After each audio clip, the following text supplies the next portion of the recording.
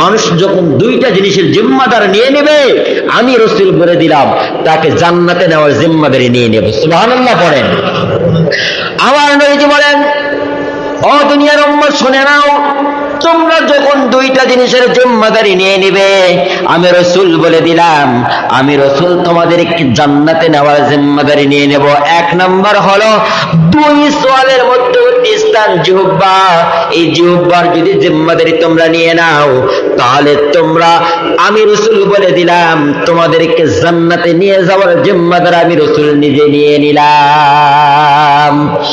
আমার রাসূল বললেন, এক নাম্বার হলো দুই সোয়ালের মধ্যবর্তী স্থান যদি জিহ্বার জিম্মাদার তোমরা নিয়ে নাও, আমি রাসূল তোমাদেরকে জান্নাতে নেওয়ার জিম্মাদার নিলাম।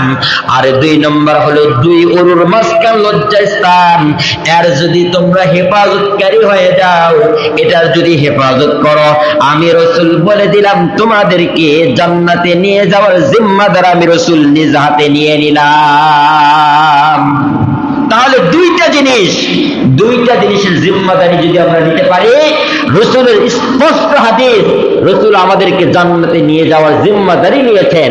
এক নাম্বার হলো দুই সোয়ালের মধ্যবর্তী স্থান জিহ্বা, যেখানে সেখানে যা মুখে আসলো তাই বলে ফেললাম, এটা মুসলমানদের জন্য সমীচীন নয়। আপনি যেখানে যাই তাই বলে ফেললেন, আপনাকে মুখে লাগাম লাগাইতে হবে, মুখে ব্রেক করতে হবে।